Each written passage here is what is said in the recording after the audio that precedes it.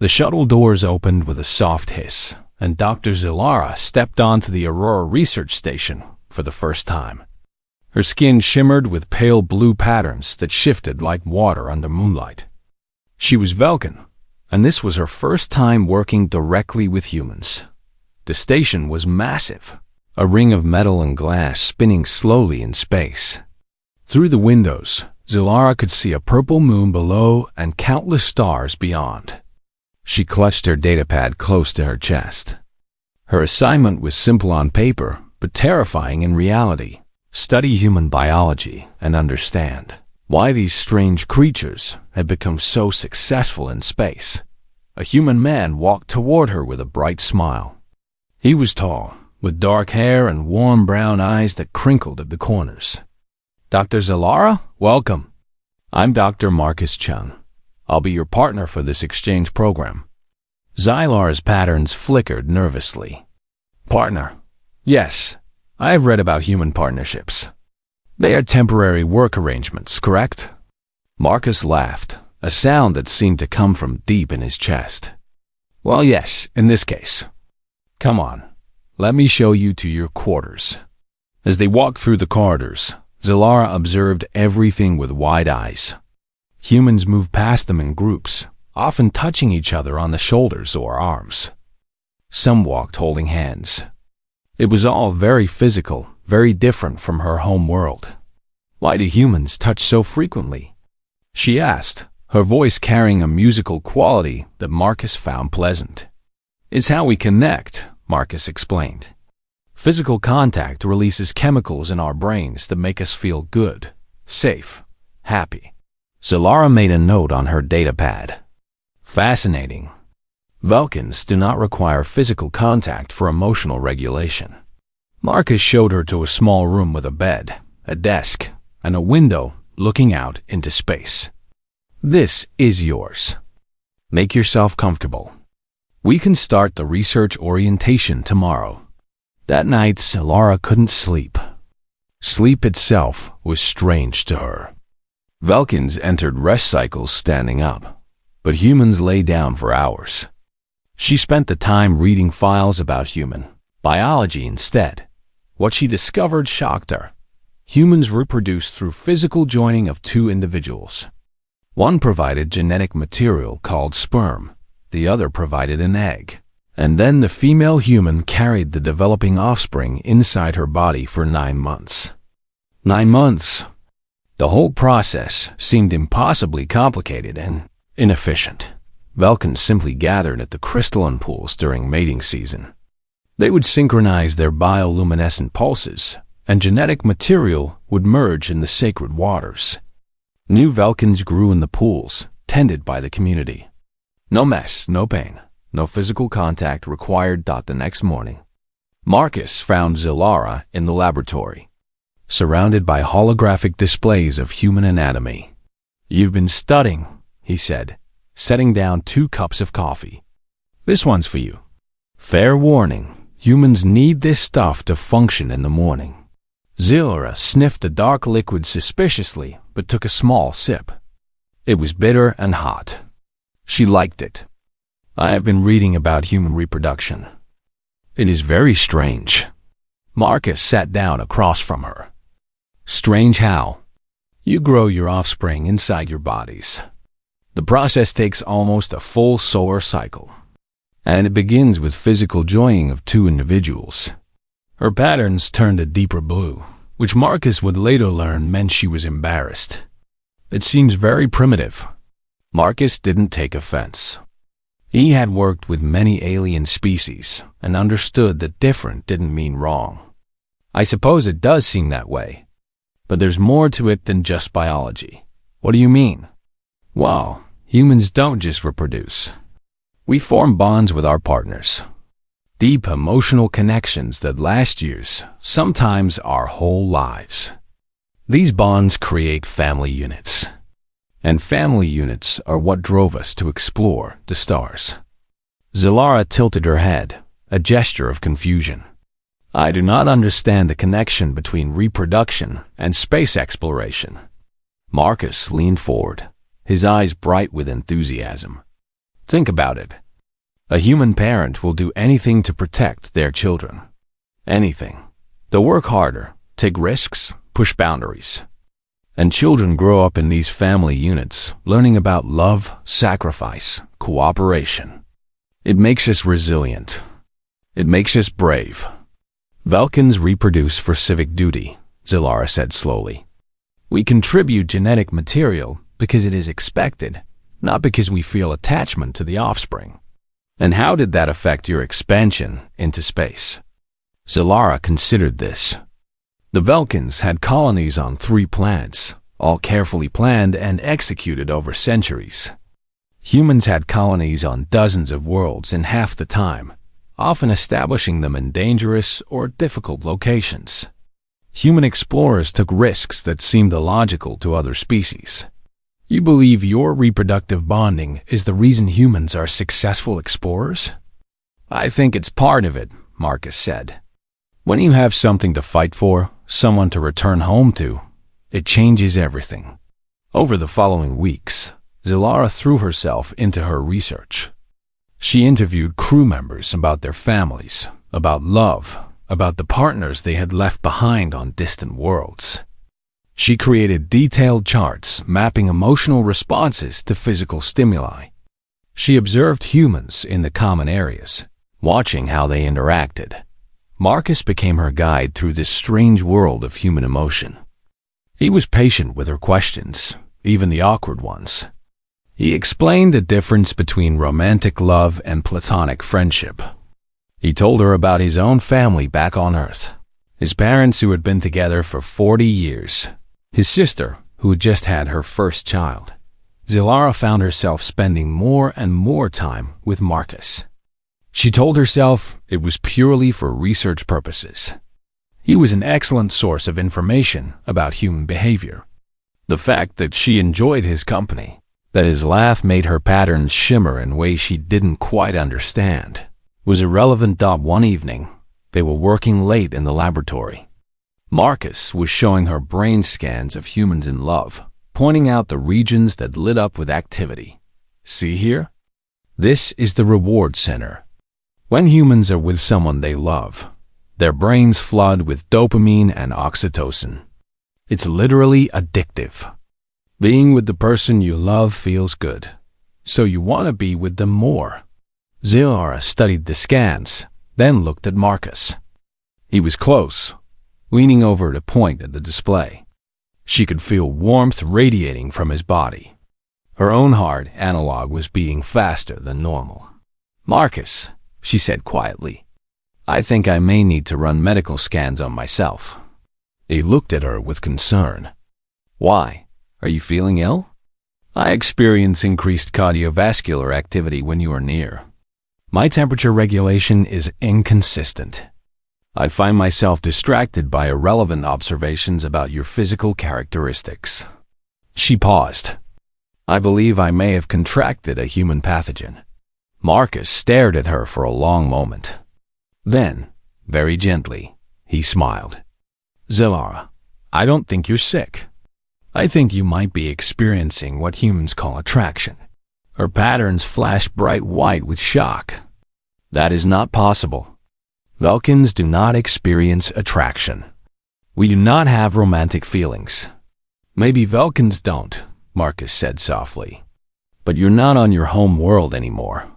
You're here, experiencing new things. Sometimes that changes us. Zilara stood abruptly, her datapad clattering to the floor. I need to process this information. Excuse me. She left the laboratory quickly, her mind racing. This was not part of her research plan. This was not supposed to happen. But as she walked back to her quarters, she couldn't stop thinking about Marcus's smile, his kindness, the way he made her feel safe in this strange place far from home.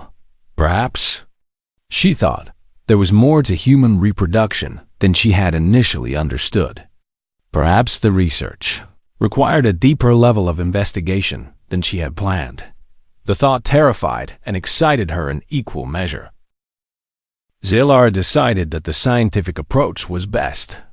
If she was experiencing these strange feelings, she would study them like any other phenomenon. She would interview more humans, gather more data, and understand what was happening to her through careful observation and analysis. She began her interviews the next day. In the station cafeteria, she approached a young woman named Sarah who worked in engineering. "Excuse me, I am conducting research on human pair bonding. May I ask you questions?" Sarah looked surprised but nodded. "Sure, I guess. How did you select your current mate?" "My boyfriend? Well, we met at the academy. He made me laugh. We liked the same things. He was kind to me when I was having a hard time." Zilara wrote rapidly on her datapad. "So mate selection is based on emotional compatibility and shared interests. What about genetic fitness?" Sarah laughed. "I mean, I think he's handsome, if that's what you mean. But that's not why I love him." "Love," Zilara repeated. "This is the emotional state that precedes reproduction?" "Not always. Sometimes love leads to having kids, sure. But mostly love is just wanting to be with someone, wanting them to be happy, caring about them more than you care about yourself sometimes." This confused Zilara even more. "That seems inefficient from a survival standpoint." "Maybe," Sarah said with a smile. "But it makes life worth living."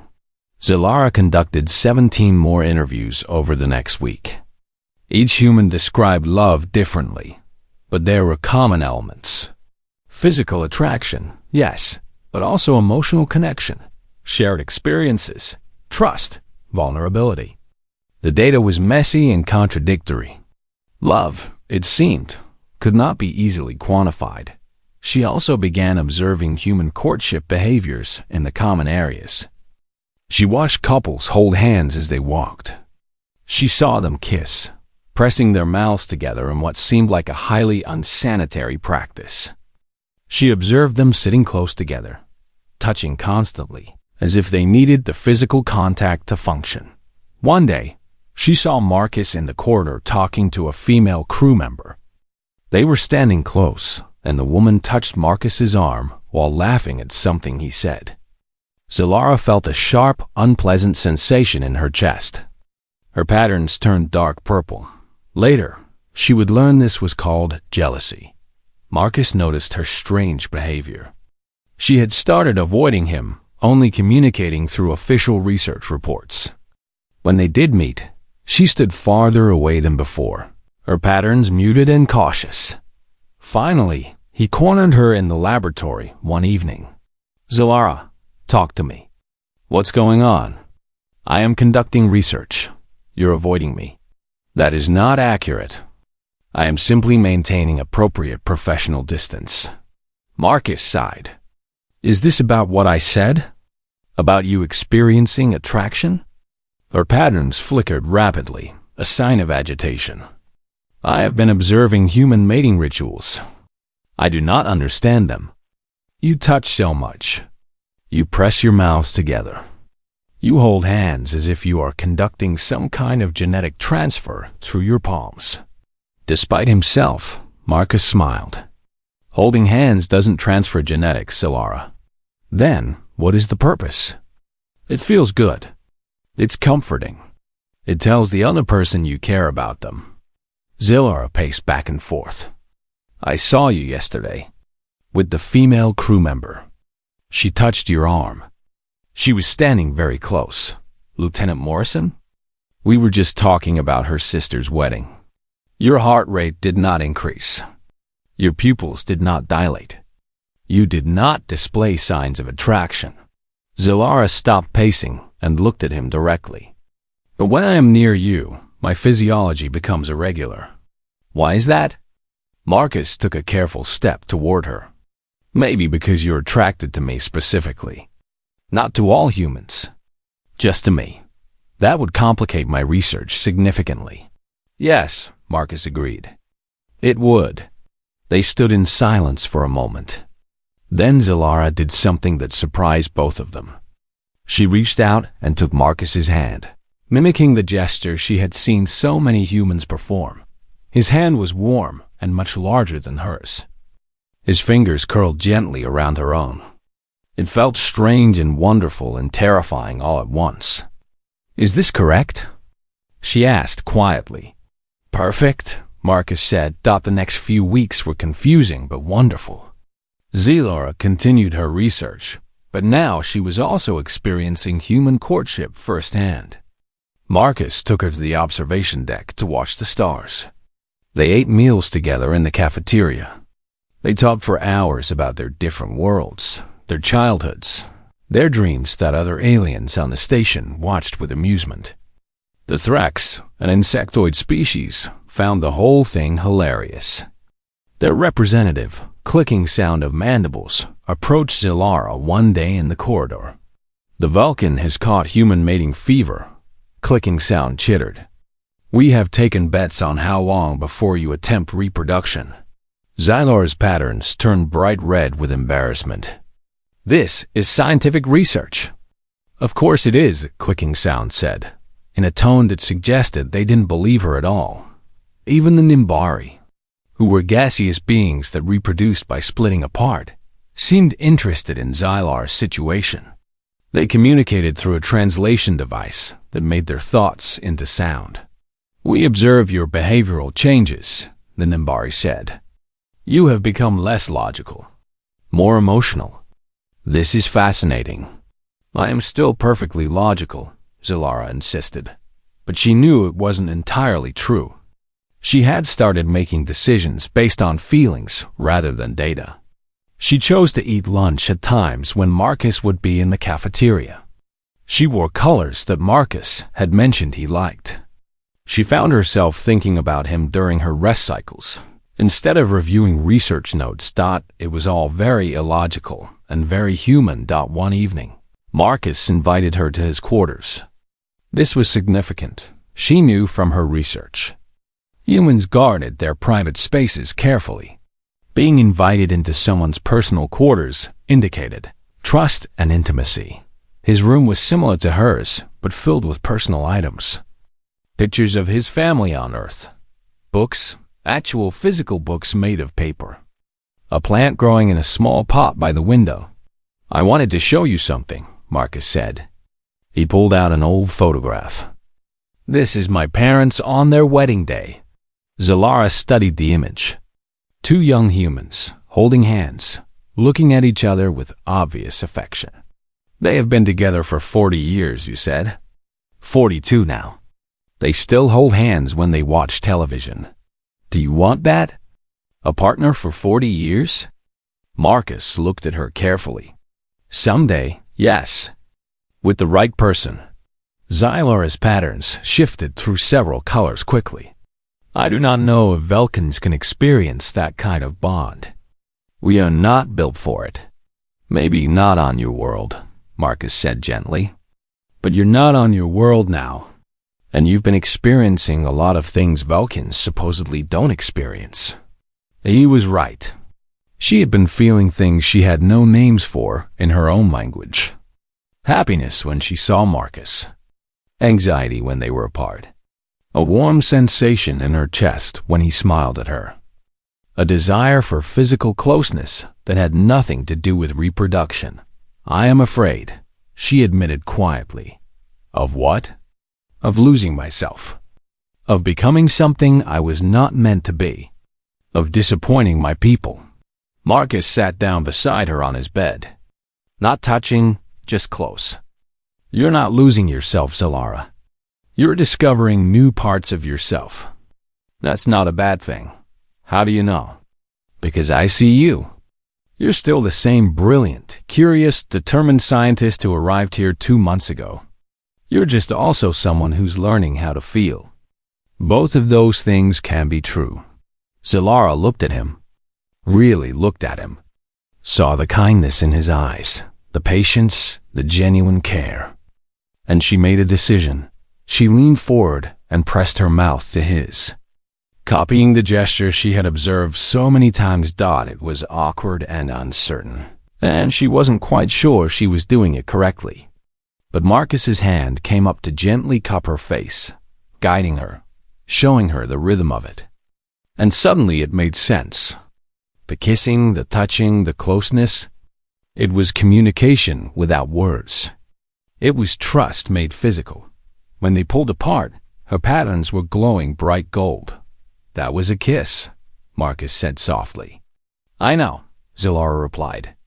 I have been researching. They both laughed, and in that moment, Zilara understood something important. Love wasn't just about reproduction or pair bonding or genetic fitness. It was about choosing someone and being chosen in return. It was about vulnerability and trust and joy. It was very human. And maybe, she thought, she was becoming a little bit human too. 3 months into her assignment, Zilara had filled 17 datapads with notes about human behavior, physiology, and emotional patterns. She had also fallen completely in love with Marcus Chun, though she struggled to use that word even in her private thoughts. She sat in her quarters late one night, reviewing her research. The original question remained unanswered. Why were humans so successful as space explorers? She had her theories now. The family bonds, the emotional resilience, the willingness to take risks for loved ones. But theories required testing. There was only one way to truly understand human reproduction and pair bonding. She would have to experience it herself. The thought terrified her. Vulcan reproduction was clinical, communal, emotionally neutral. What humans did was intensely private and emotionally charged. It required trust and vulnerability that Vulcans never practiced. But Zilara had come too far to back away now. She spent 3 days preparing a formal proposal. She documented her research methodology, outlined safety protocols, and created detailed observation notes. She approached it like any scientific experiment, because that was the only way she knew how to handle something so frightening. On the 4th day, she asked Marcus to meet her in Laboratory 3, the one they usually used for their collaborative work. When he arrived, she had everything prepared. Her proposal was displayed on the holographic screens. Charts showing human reproductive biology. Protocols for ensuring safety and consent. A complete research framework. Marcus looked at the displays with growing confusion. Zilara, what is all this? She stood very straight, her patterns carefully controlled to show professional neutrality. I have a research proposal. I believe that to truly understand human reproduction and its role in your species' success, I need experiential data. Experiential data, Marcus repeated slowly. Yes, I propose that you and I engage in human reproductive behavior. Under controlled conditions, of course. With proper documentation and observation protocols. Marcus stared at her. Then he sat down heavily in a chair. You want us to have sex? For science. That is the human colloquial term, yes. I have prepared comprehensive safety measures. I have researched contraceptive methods to prevent actual reproduction, as a hybrid offspring would complicate the study. I have created a schedule that would minimize disruption to our work responsibilities. Zilara, stop. Marcus's voice was gentle but firm. Just stop for a moment. She fell silent, her patterns flickering with uncertainty. Marcus stood and walked over to her. Human reproduction, human intimacy, it's not just about biology. You know that. You've been studying it for months. I understand there are emotional components. It's not a component. The emotion is the whole point. He took her hands, the gesture that had become familiar between them. Humans don't have sex just to reproduce. We do it to connect with someone we care about, to be vulnerable with them, to show them we trust them completely. I trust you, Zilara said quietly. I know you do. But this proposal, with all these protocols and observations, it's you hiding behind science. It's you trying to protect yourself from feeling something real. Her patterns flashed rapid purple. That is not accurate, isn't it? Zilara, if we're going to take that step, it can't be an experiment. It has to be because we both want it. Because we care about each other. Because it means something.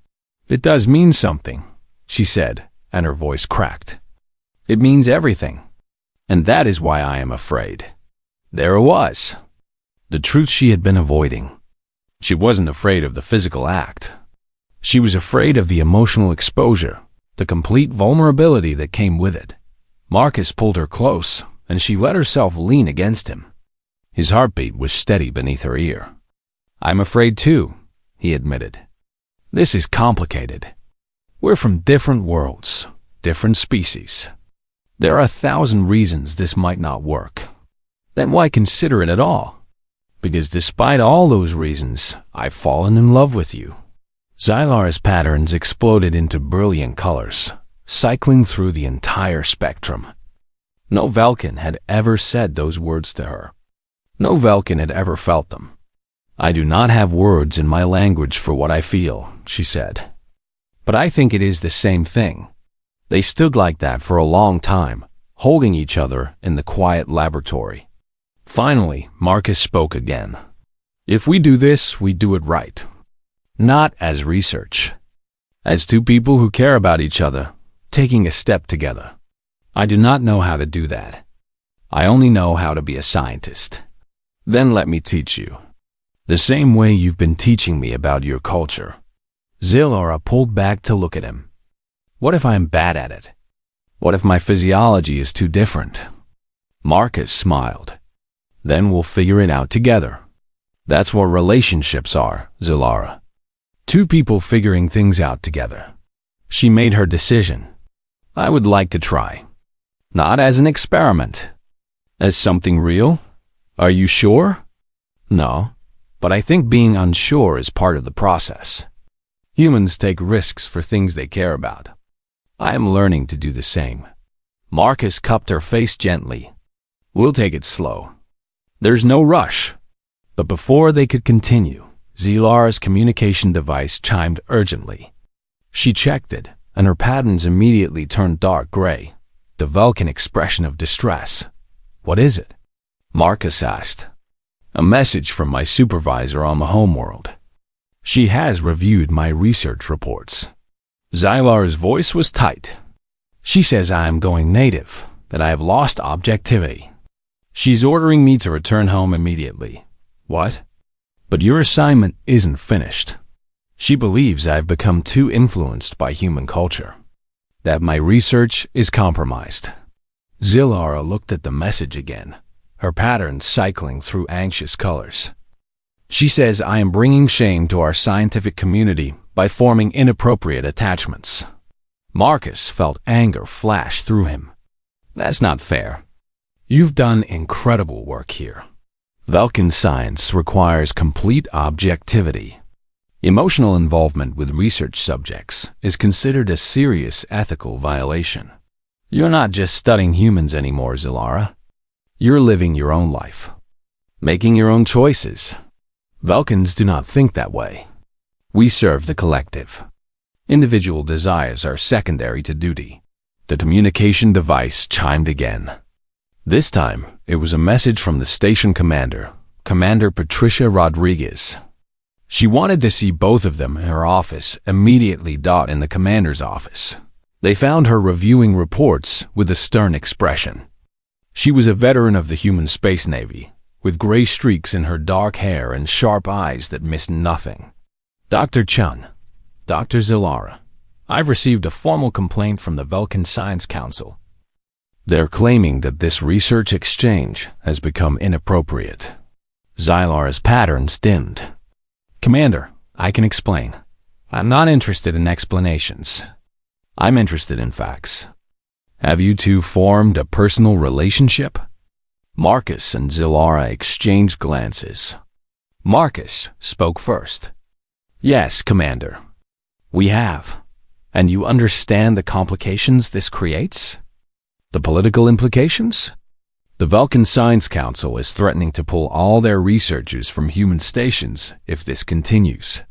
I understand, Zilara said quietly. I will prepare to return home. Wait, Marcus said urgently. Commander, with respect, what Zilara does in her personal time is her business. She's done excellent work here. Her research has been groundbreaking. Commander Rodriguez leaned back in her chair. Dr. Chun, I actually agree with you, but I have to think about the bigger picture. Relations with the Vulcan government are delicate right now. We can't afford a diplomatic incident. Zilara straightened her shoulders.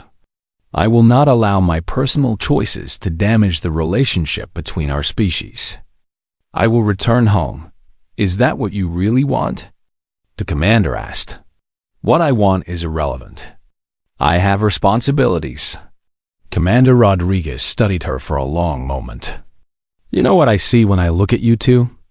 I see the whole point of these exchange programs. Different species learning from each other, forming connections. That's how we build a better galaxy.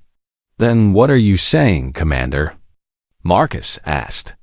I'm saying that I'll deal with the Vulcan Science Council. I'll explain that Dr. Zilara has conducted herself with complete professionalism and that her personal relationships are her own affair. But Zilara, you need to decide what you really want. Your career back home? Or a new path here? Zilara looked at Marcus, then back at the commander. Her pattern swirled with a dozen different colors. Uncertainty and fear and hope all mixed together.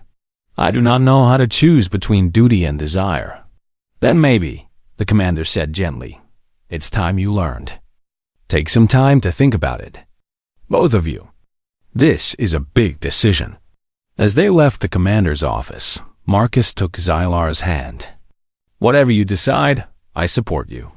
Zilara looked down at their joined hands. Such a simple gesture, but it meant so much. Connection, support, love. She had come to this station to study humans. She had never expected to become someone new in the process. Now she stood at a crossroads, and for the first time in her life, she had to choose what she wanted rather than what was expected. It was terrifying. It was liberating. It was the most human thing she had ever done. Zilara spent 3 days alone in her quarters, thinking. She reviewed all her research, all her data, all the careful observations she had made about human behavior. But the data couldn't tell her what to do. This was a decision that had to come from somewhere deeper. On the third night, she contacted her family on the Vulcan homeworld. The communication delay was several hours, but she needed to hear their thoughts. Her mother appeared on the screen, her patterns glowing the familiar soft blue of home. Zilara, we received a notification from the Science Council. This is very serious. I know, Mother. You have formed an attachment to a human. This is not our way. Zilara took a breath. No, it is not. But I have discovered that it might be my way. Her mother's patterns flickered with concern. You were always curious, even as a young one. Always questioning. We worried you would not fit well into our society. Did you? This surprised Zilara. She had always thought she was a typical Vulcan, just doing her scientific duty. Your father and I contributed our genetic material to create you because it was our duty.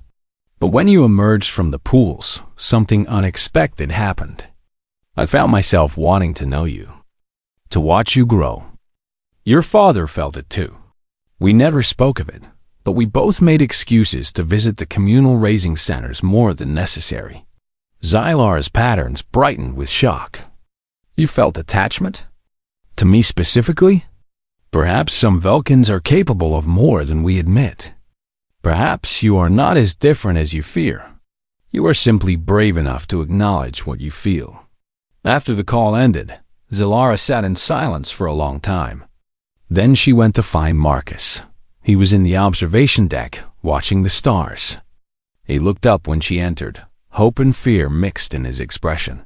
I have made my decision, she said. And I am staying. I am choosing you. I am choosing this feeling, whatever it becomes. Marcus closed the distance between them and pulled her into his arms. She pressed her face against his chest, listening to his heartbeat. "I was afraid you would leave," he admitted. "I was afraid too. I am still afraid. But I think fear is acceptable when you are doing something that matters." He pulled back to look at her. "So, what does this mean for us?" "It means I want to try. The human way. Not as research. As something real. Are you absolutely sure?" "There's no pressure, Zilara. We can take all the time you need." She reached up and touched his face, tracing the line of his jaw with her fingers. "I am sure. Teach me how humans love each other." What followed was tender and awkward and beautiful. They went to Marcus's quarters because he had the bigger bed and more privacy. Zilara was nervous, her patterns cycling rapidly through different colors. Marcus took his time, showing her each step, asking permission before each new touch. He explained what he was doing and why, making sure she was comfortable. It was the opposite of the clinical, efficient Vulcan reproduction. It was slow and emotional and intensely personal. At first, Zilara tried to observe and catalog everything like a scientist. She noted the increased heart rate, the rise in temperature, the neurological responses. But Marcus stopped her gently. "Stop analyzing. Just feel. I do not know how to do that." "Yes, you do. You've been doing it for months now. Just let yourself experience this." So she stopped thinking and started feeling. The warmth of his skin against hers. The gentle pressure of his hands. The way her body responded to his touch in ways she had never experienced. The overwhelming sense of trust and vulnerability and connection. There were moments of awkwardness. Their physiologies were similar but not identical. Some things that felt good to humans felt strange to her. Some touches she expected to be unpleasant were actually wonderful. They laughed together when something didn't work, adjusted, tried again. And then there was a moment when everything aligned. When the physical and emotional merged into something transcendent. Zilara's patterns exploded into colors that had no names in any language, cycling so fast they became almost white with intensity. She felt Marcus's heartbeat synchronize with her own rhythms. She felt the barriers between them dissolve. Thought she finally understood what humans meant by intimacy. It wasn't just physical joining. It was the complete opening of one soul to another. It was trust made manifest. It was choosing to be completely vulnerable with another person and having them handle that vulnerability with care. Afterward, they lay together in the darkness of his quarters, the stars visible through the window. Zilara's patterns had settled into a soft, pulsing gold that Marcus had never seen before. "That was not what I expected," she said quietly. "Good unexpected or bad unexpected. Transformative unexpected." She turned to look at him. "I understand now why humans are such successful explorers. You carry this with you. This capacity for deep connection. It makes you willing to risk everything because you have something worth protecting, worth returning to." Marcus stroked her hair, still amazed by how it felt like silk but shifted colors under his touch. "Is that going in your research report?" "I think this particular experiment should remain private," she said, and he could hear the smile in her voice. They talked for hours, about everything and nothing. About their childhoods on different worlds. About their fears and dreams. About what the future might hold for two people from different species who had found each other across the stars. "What will you tell the Vulcan Science Council?" Marcus asked. "The truth.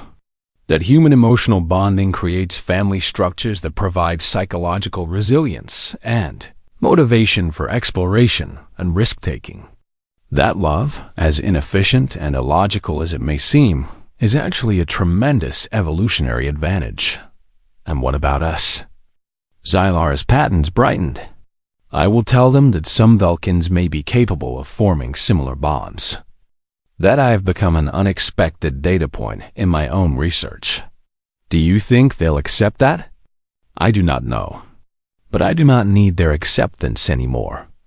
I have found something more important. Marcus pulled her closer. What's that? A reason to be brave. The next morning, they returned to work. The other crew members noticed the change between them immediately. The way they stood closer. The occasional touch of hands in passing.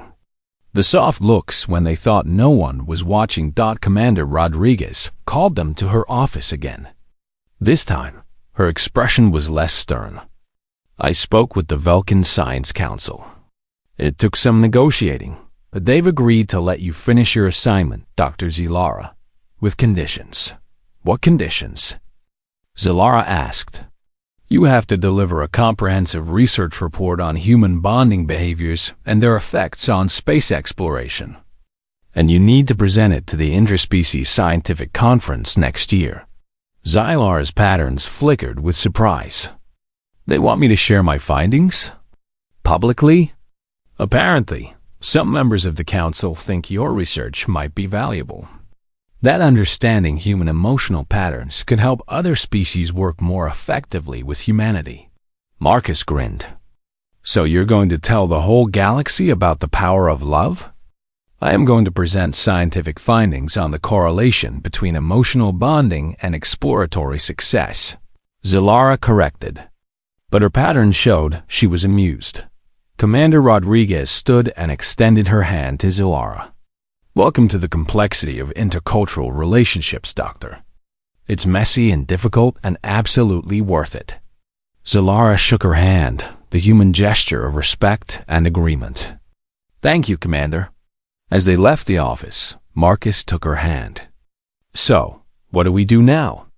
Zilara looked at him, this human who had taught her how to feel, how to love, how to be brave enough to choose her own path. Her patterns glowed warm gold. Now we continue the research. Together. Is that what we're calling it? Marcus teased. We are scientists. Everything is research. They laughed together, walking hand in hand through the corridors of the Aurora Research Station. Around them, humans and aliens of a dozen species went about their work, building a future among the stars. And Zilara understood, finally and completely, why humans had become such powerful explorers. They didn't just seek new worlds. They built new families wherever they went. They formed connections that transcended species and distance and difference. They loved fiercely and deeply, and that love made them unstoppable. She had come to study that quality in humans. Instead, she had discovered it in herself, thought it was the most important finding of her career, and the most precious gift she had ever received. 6 months had passed since that transformative night. Zilara sat in the conference hall at the Interspecies Scientific Summit, her presentation displayed on screens behind her.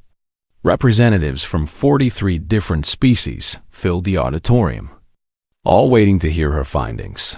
She had spent months preparing this presentation, carefully documenting her research while being mindful of what was public science and what was private experience. Marcus sat in the front row, giving her an encouraging smile. Zilara's patterns shifted to professional blue as she began. My research question was simple. Why have humans become such successful space explorers in a relatively short time? The answer, I have discovered, lies not in their technology or their resources, but in their unique approach to reproduction and family formation. She pulled up charts showing human colonization rates compared to other species. Humans establish colonies in dangerous locations that other species avoid. They take risks that seem illogical. They push boundaries constantly. The reason is emotional, not rational. A Vulcan scientist in the audience raised a question. You are suggesting emotion is an advantage? This contradicts fundamental scientific principles, does it? Zilara challenged. Consider this.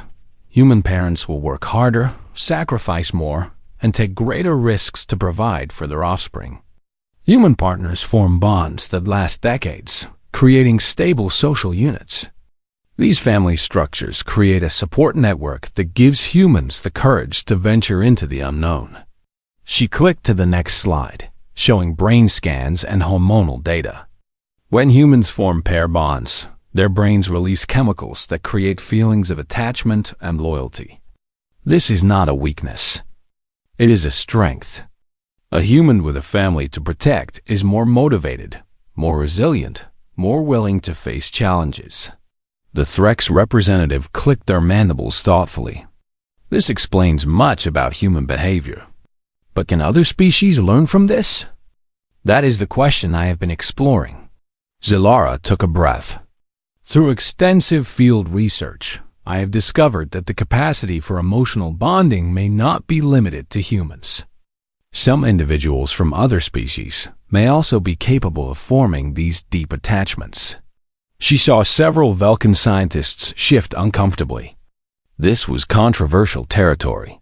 My recommendation is that we study human family structures not as a curiosity, but as a potential model. Species that can adapt some aspects of emotional bonding may find their own explorers become more effective, more driven, more successful. The presentation continued for another hour, with questions and discussions. Some scientists were skeptical. Others were intrigued. But everyone agreed that Zilara had presented compelling data. After the presentation, Marcus found her in the corridor outside the conference hall. "You were amazing," he said, pulling her into a hug. The Vulcan delegates looked very uncomfortable, Zilara observed. Change always makes people uncomfortable. But you gave them something to think about. They were interrupted by Commander Rodriguez, who had traveled to the summit specifically to support Zilara's presentation. "Dr. Zilara, excellent work. I think you've started an important conversation." "Thank you, Commander.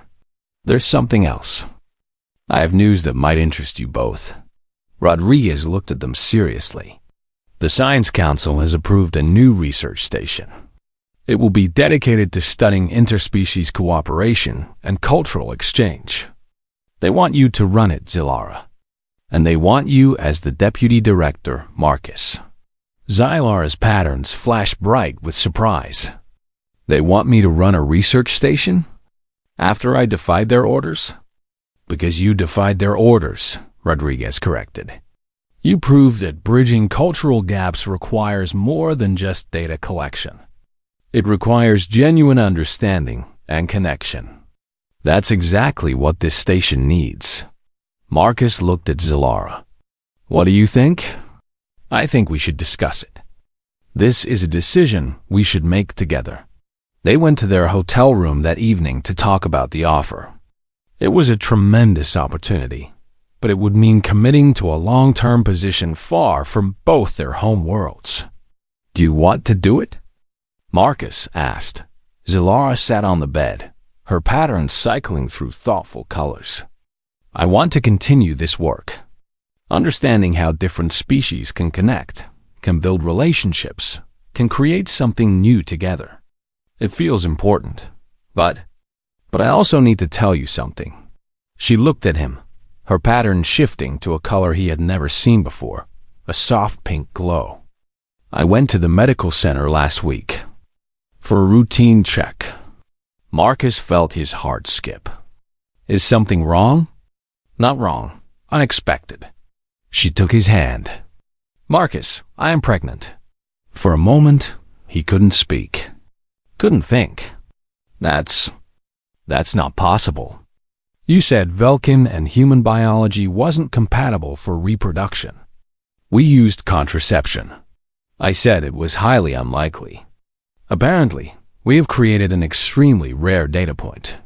Her patterns brightened. I am carrying a hybrid child, human and Vulcan. The medical team says they have never seen anything like it. Marcus sat down heavily. Are you okay? Is the baby okay? Both healthy, according to the scans. Though the doctors are unclear on what to expect as the pregnancy progresses.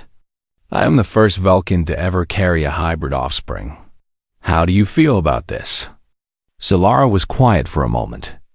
Terrified, excited, uncertain, all the emotions humans experience when facing something completely unknown.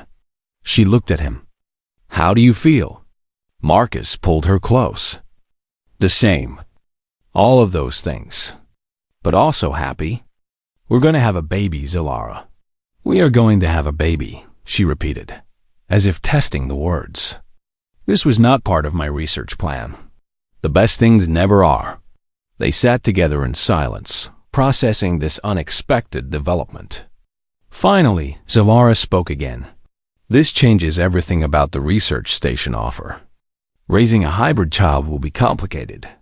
We will need medical support, cultural guidance for both human and Vulcan traditions, educational resources. A research station dedicated to interspecies cooperation sounds like exactly the right place for that," Marcus said thoughtfully. "You want to accept the position?" "I want us to make this decision together. What do you think is best for our family?" "Our family." The words made Xylara's patterns glow warm gold. She had a family now. Not the communal, impersonal collective of her homeworld, but a small, precious unit of her own choosing. "I think we should accept. I think we should build this research station and raise our child there. I think we should show the galaxy that families can be made from any combination of beings who choose to love each other." Marcus kissed her, a gesture that had become natural and comfortable between them. "Then let's do it." The next day, they accepted Commander Rodriguez's offer. The news about Xylara's pregnancy spread quickly through the scientific community. Some saw it as a breakthrough, proof that different species could truly merge their futures. Others saw it as concerning, a violation of natural boundaries. Zilara and Marcus learned to ignore the critics and focus on the supporters. 3 months later, they traveled to the location of the new research station. It was still under construction, a growing ring of metal and glass orbiting a beautiful blue planet with 3 moons. The planet below was uninhabited but terraformable, earmarked as a potential colony site. "This is where we'll raise our child," Zilara said, watching the construction from their shuttle window. "Among the stars, between worlds, belonging to both and neither. A perfect place for a bridge between species," Marcus agreed. Xylara's pregnancy progressed in ways that surprised the medical team. The baby seemed to be developing characteristics of both species. Scans showed Vulcan bioluminescent patterns along the spine, but human bone structure. The doctors created new protocols, unsure which prenatal care standards to follow. Through it all, Marcus and Zilara prepared. They read books on human parenting and Vulcan child-rearing practices. They set up a nursery in their new quarters on the station. They argued about names, laughed about their fears, and supported each other through the uncertainty. The other staff members at the research station became like an extended family. The Thrax scientist made a beautiful mobile for the baby's room out of crystalline materials from their home world. The Nimbari composed what they called a welcome song in harmonic frequencies. Even the stern Vulcan scientists who had originally opposed Xylara's choices sent gifts and cautious messages of support. 6 months after accepting the position, the research station officially opened. The dedication ceremony included representatives from dozens of species, all celebrating this new center for understanding and cooperation. Zilara, heavily pregnant now, gave a speech that Marcus had helped her write. "This station represents a belief that our differences make us stronger. That understanding each other requires more than data. It requires empathy, connection, and sometimes love. We will study how species can work together, live together, and build futures together." She placed a hand on her rounded belly, feeling the baby move inside her. "My partner and I are proof that the boundaries between species are not as firm as we once believed. Our child will grow up here, learning about dozens of cultures, belonging to all of them and none of them. And that child will be stronger for it." That night, as they prepared for bed in their quarters, Marcus wrapped his arms around Zilara from behind, his hands resting on her belly.